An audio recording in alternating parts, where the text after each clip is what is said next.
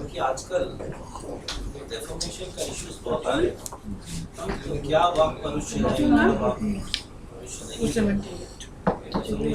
इसमें डेफर्मेशन से ज्यादा अब्यूज पे बात आ रही है।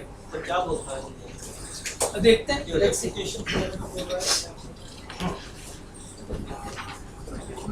The first crime here is variously described as akroshan, abhishansan, akshepan.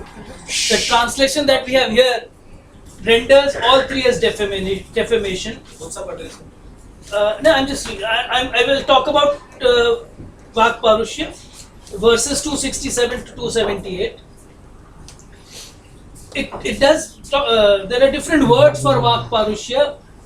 They're all translated by these authors. This author that we are looking at as defamation, but in Dr. Ganganath Jha's translation, these words are translated as abuse. Medhatithi, the commentator, says abusing means speaking harshly. It takes the following forms: causing pain by using foul language, cursing, that is abusing, using bad words, speaking shockingly false words, and defamation in the form of attributing to him any offense which he has not committed.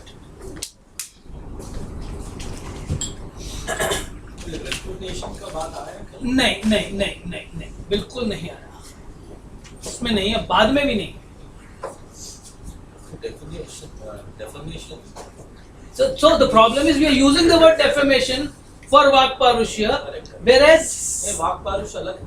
हाँ, Vak Parushya सामने वाक पारुष्य hate speech पे आता है। hate speech or harsh speech. It's not just hate speech, it's harsh speech. Yeah.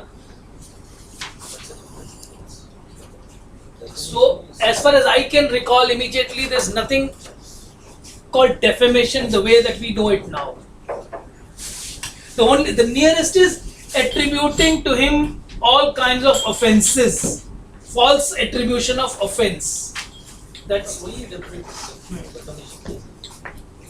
but there are many discriminatory provisions in the Manusmriti as far as Vak Parushya is concerned.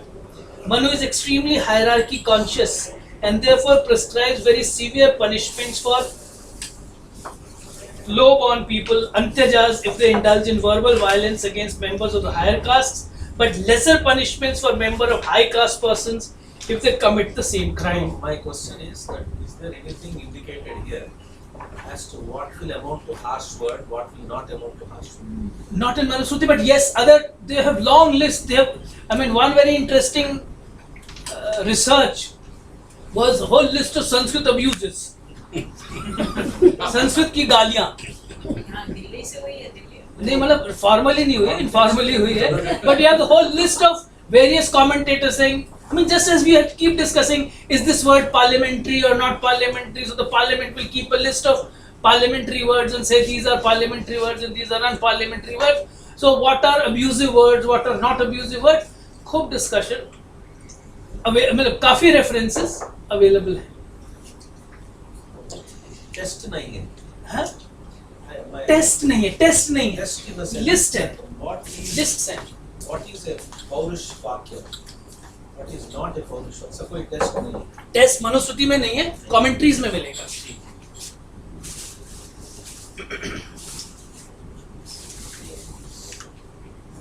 This is what I said. Causing pain by using foul language. ये आ गया ना। So causing, this is Medhatithi. That is injury. हाँ, this is Medhatithi, not Manu. अच्छा। hurt. Speaking shockingly false words and attributing any offense which a person may not have committed. So this is not there in Manusmriti. This is, I'm reading from Medhatithi's commentary. But there are several discriminatory provisions I was referring to. So if a Kshatriya abuses a Brahman, he is fined 100 panas. A Vaishya will be fined 150 panas.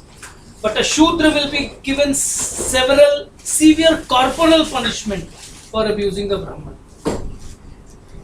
Says Manu in verse 267.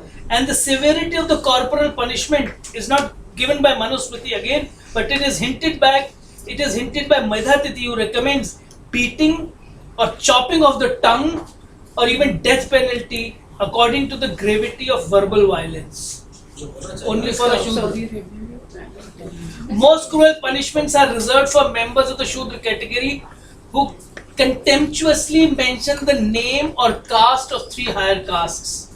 In 271 he says, if a member of the Shudra caste mentions the name and caste of the twice born with contempt,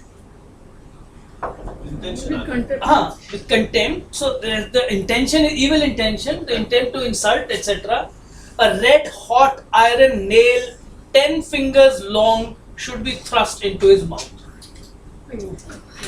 If he dares to tell the Brahmins their duty, hot boiling oil should be poured into their mouths and ears. But again, let us remember, none of these things have been repeated by later Dharmashastra texts. They've all been dropped. But what something that we might find very interesting, modern and contemporary in Manu's sections on Vak Parushya is this. Using casteist slurs is Vak Parushya, amounts to Vak Parushya. Something that we... Yes, 273. Whoever makes derogatory comments about another's knowledge. So it's not just caste, but I mean we use all... He belongs to such and such place. He belongs to such and such religion. He speaks such and such language. So automatically we start kind of condemning, criticizing whole sections of communities. So that is what Manusmriti seeks to curb. Whoever makes derogatory comments about another's knowledge, place, desha, jati, profession or the body must be fined 200 panas. This is caste neutral and universal. So those who tend to make sweeping comments about communities or people belonging to particular states or religions must be punished. The Disabilities Act में Next coming, अभी next पूरा section है. There is a whole shlok on physically challenged. Verse 274. Verse 274.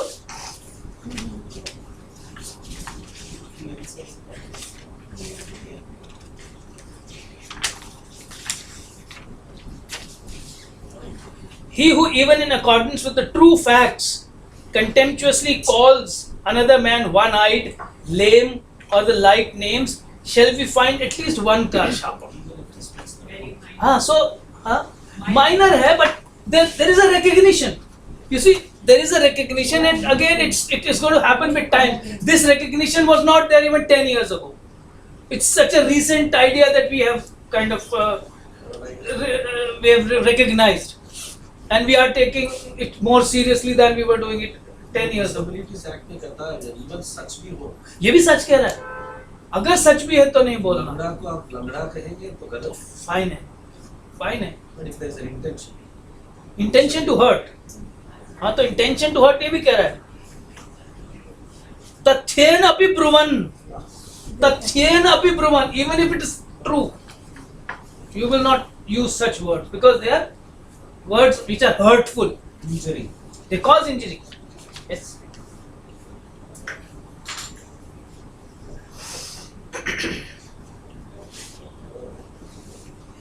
Then we can come to physical violence. Again, starts with extremely discriminatory provisions against low caste persons if they use violence against members of three higher castes. Verse 279. The part of the body which they use to indulge in violence must be chopped off. With whatever limb, etc. This is verse 279.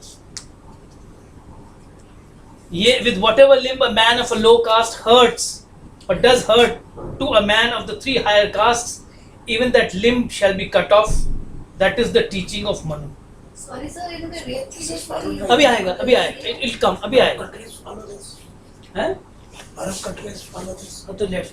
We are grateful that we are not born there. We should be grateful that we are not there.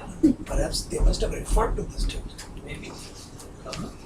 यदि इंसान जंगली था, उसको सुधरने में time लग रहा है. मिडिल ईस्ट में अभी है, खूब है. इसमें भी है. ऐसी काफी चीज जापान में भी है. नहीं, जापान नहीं है. है Arab countries में है. No, is it caste based or here it is caste based. Here it is that there it is crime based. Crime based. Here it is caste based. That's the problem. Yeah, it doesn't say what if Kshatriya does the same. वो सब आगे है. अच्छा, है. उनके लिए भी. है, खूब है. If he raises his hand should be cut. If he hits with foot, his foot should be chopped. If he dares to sit with a member of the higher caste, his hip should be branded or cut off. But the same provision, the same of punishments are not prescribed for members of the higher castes. If a Vaishya does it to a Kshatriya, there is a fine.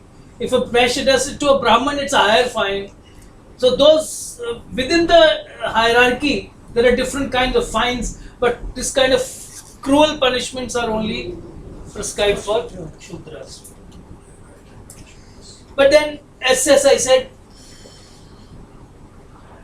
let's not be bothered about these things, which we don't accept them now, so they're irrelevant for us.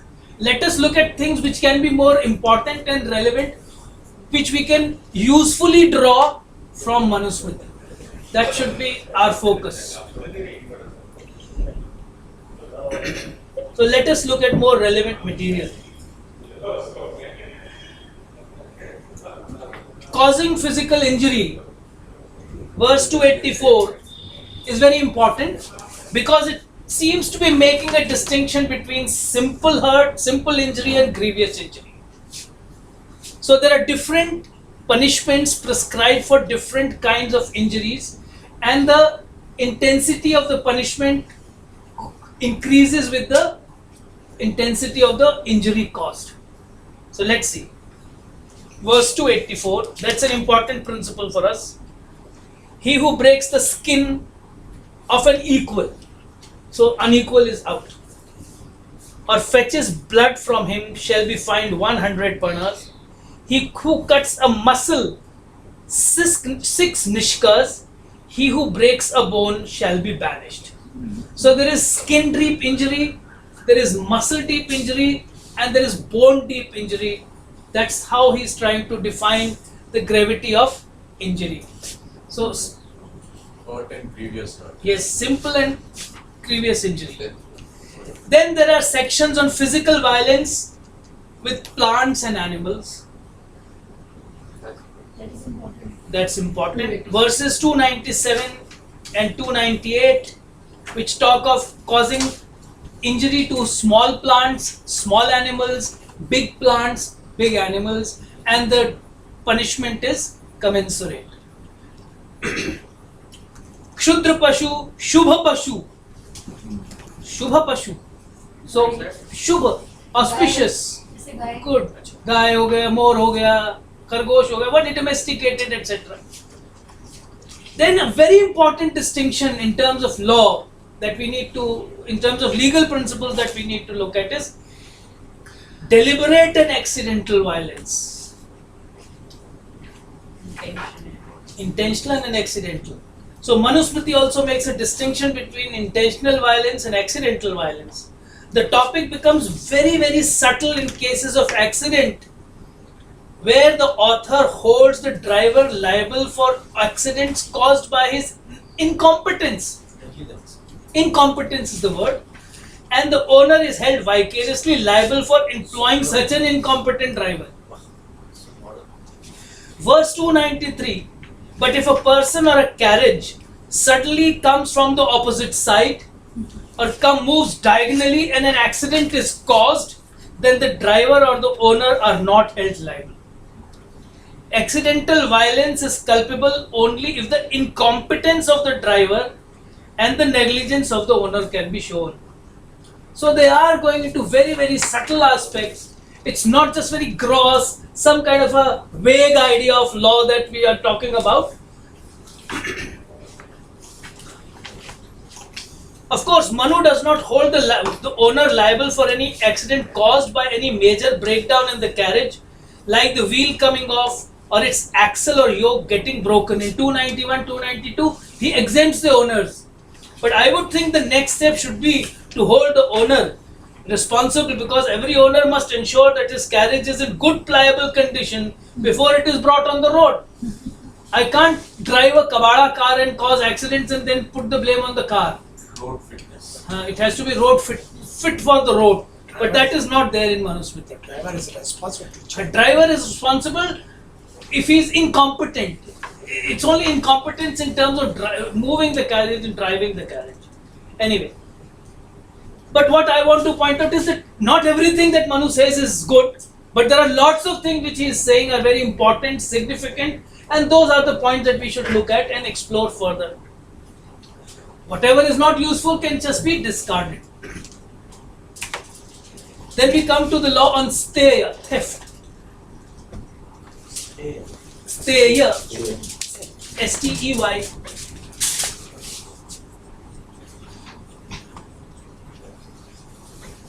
Steya is the word for theft.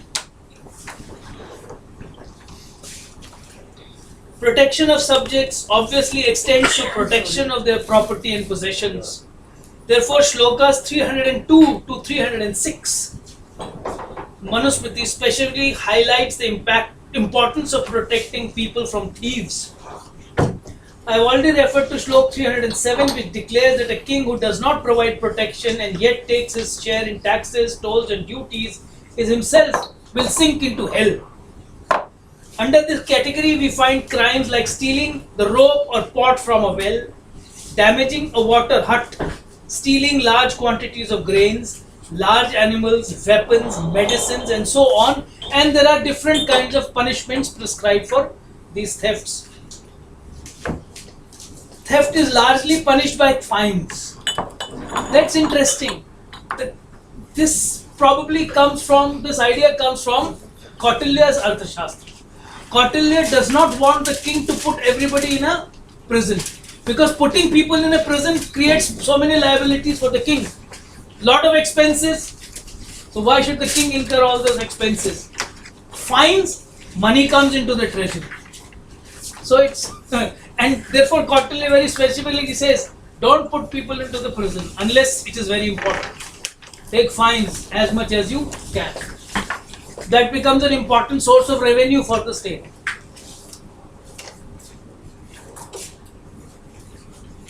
Within there you suddenly find a rule about stealing men and women. So kidnapping.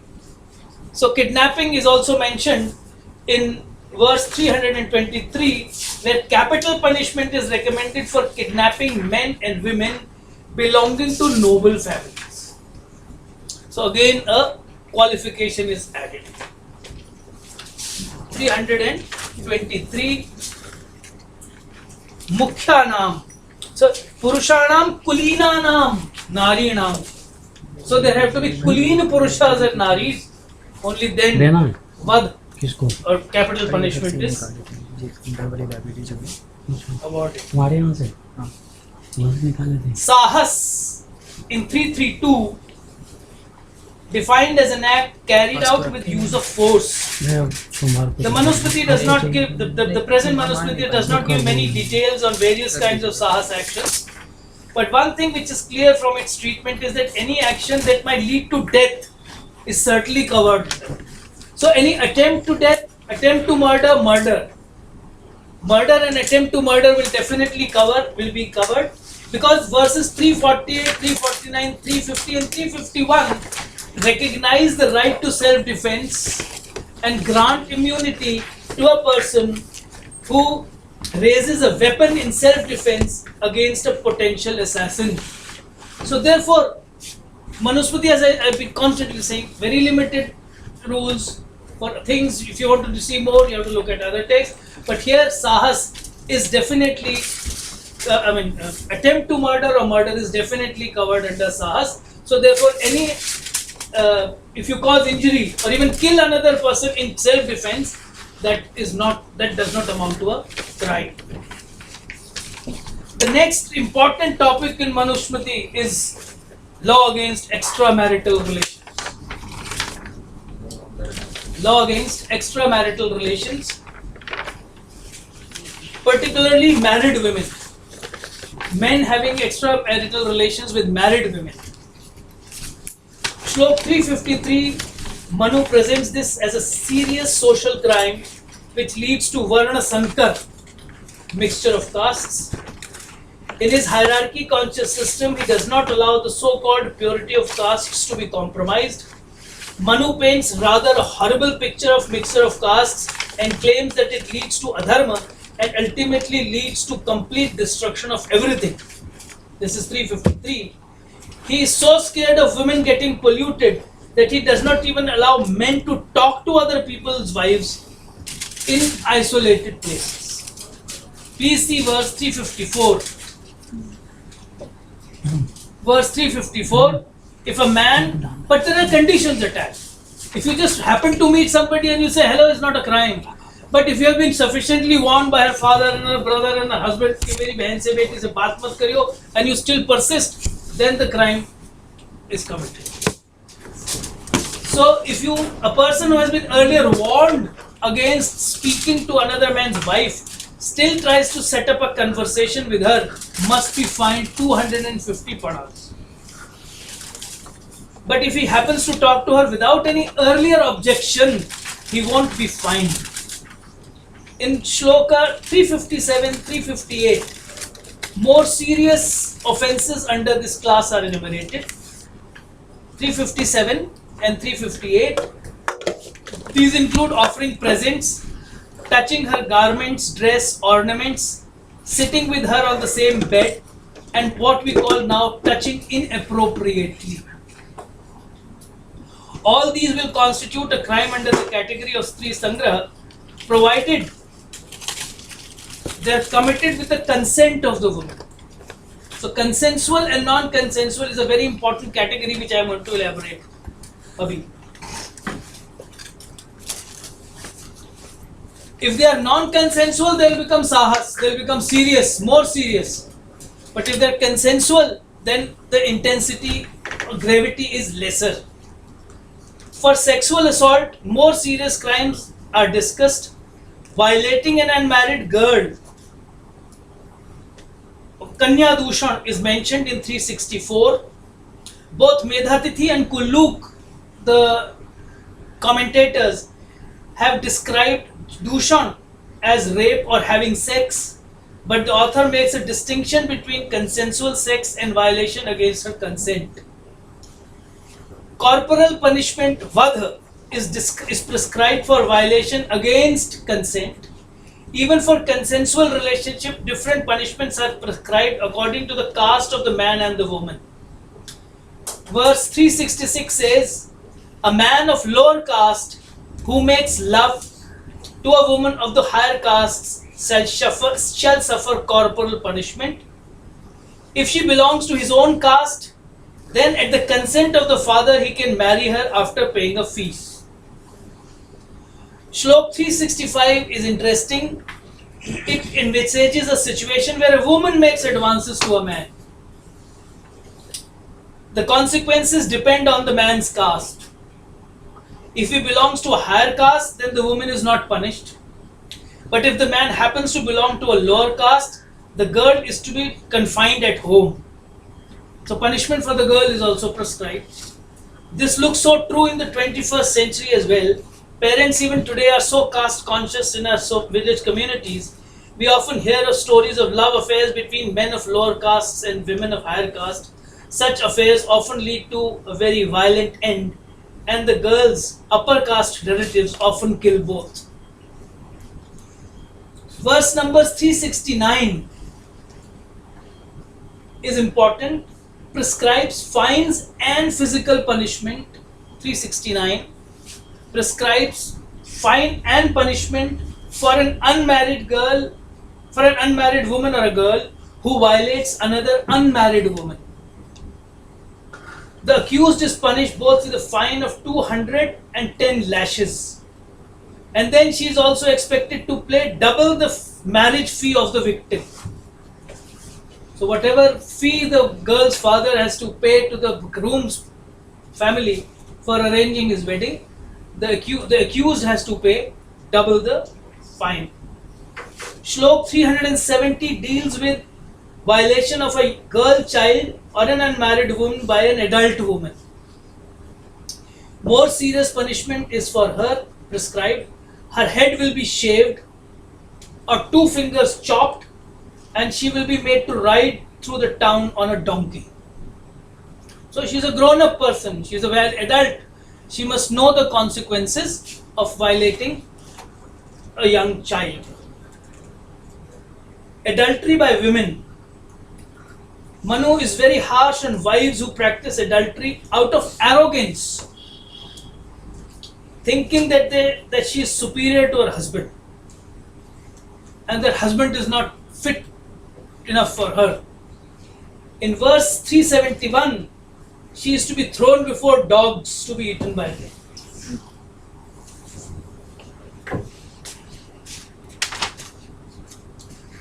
Skipping something more, I'll come to some other, just 2 or 3 important points which I wish to present to you. How certain social obligations are turned into criminal acts. That's important, which we also have in our contemporary criminal procedure code. Family obligations. Verse 389. Family obligations. Verse 389. Where it says, neither a mother, father, wife, son shall be cast off. He who casts them off, unless guilty of crime of causing loss of caste, shall be fined 600 panas. So there is an obligation to look after the parents. Parents have an obligation to look after their children. Husband has the obligation to look after the wife. And under no circumstances can they cast that responsibility off unless they are accused of something which is called a pataka, which leads to loss of caste.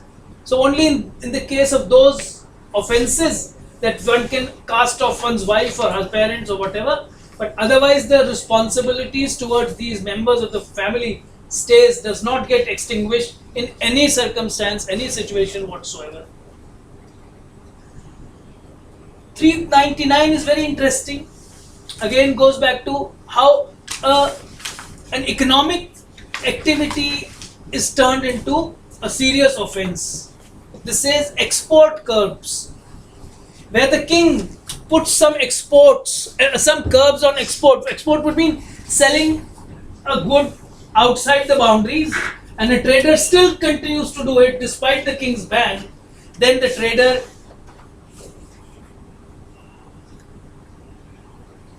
has to be punished. Tax evasion is an offence in verse 400. It's not just civil liability, but there is criminal liability prescribed. Verse 400. No, it's no category. These are miscellaneous crimes now. I can call them miscellaneous crimes. So tax evasion, verse 400. He who avoids a custom house or a toll, or buys or sells at an improper time, or makes a false statement in enumerating his goods, shall be fined 8 times the amount of duty which he tried to evade. So, जो ले जा रहे हैं उसकी बजाय बता दे, you're carrying gold and you're saying it is silver or something or whatever. Anything which is of lesser value, which will entail a lower degree of tax or toll, वो बताया तो you have to pay 8 times and so on. So tax evasion, making false statements which won't toll and tax officers. Then comes the last section in this chapter, which I find a little unnerving. What he has done is he's brought all the varnashram rules under criminal liability. So, in the last section, this chapter converts social norms into legal norms, social obligations into justiciable obligations. It empowers the king to force members of various varnas to follow their caste vocations. This prevents social mobility because the force of the state with all its might and power to punish, restrain and even kill is aligned with an extremely discriminatory social system. So the discriminatory caste system, which already has the sanction of Shastra, now gets the additional support of the state. Shlok 410 specifically asks the king to make Vaishyas to engage themselves in trade, lending money, cultivation of land, tending of cattle, and to force Shudras to serve the twice born. 413 is even more disturbing, as it says that a Shudra can be purchased as a slave in the market and made to work like a slave. Even if he is not a purchased slave, he can be compelled to do his duty because he was created by Brahma to be a slave. Shlok 414 condemns a Shudra to lifelong slavery without any respite and relief when it says that a Shudra slave can never get freedom if the slave owner sets him free. Even if the slave owner sets him free. As a student of Dharma Shastra, I am so happy that many of these obnoxious provisions of the Manusmriti were later rejected by lawmakers in our tradition.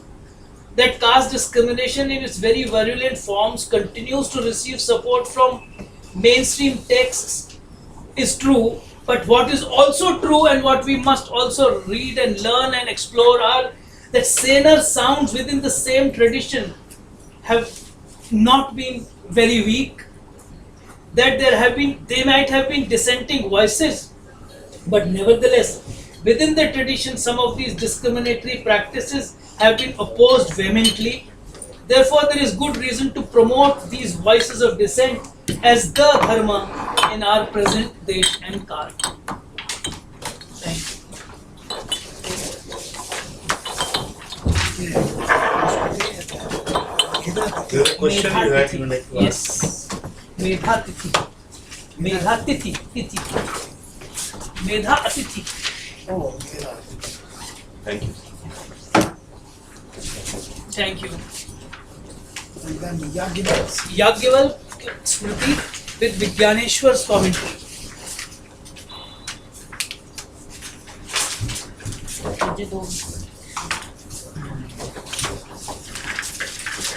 Sir, would you like to answer now? After the prayers. ॐ सर्वे भवन्तु सुखिनः सर्वे सन्तु निरामया सर्वे भद्राणि पश्यन्तु मा कश्चित् दुःखभाग् भवेत् ॐ शान्तिः शान्तिः शान्तिः शान्तिः। Thank you.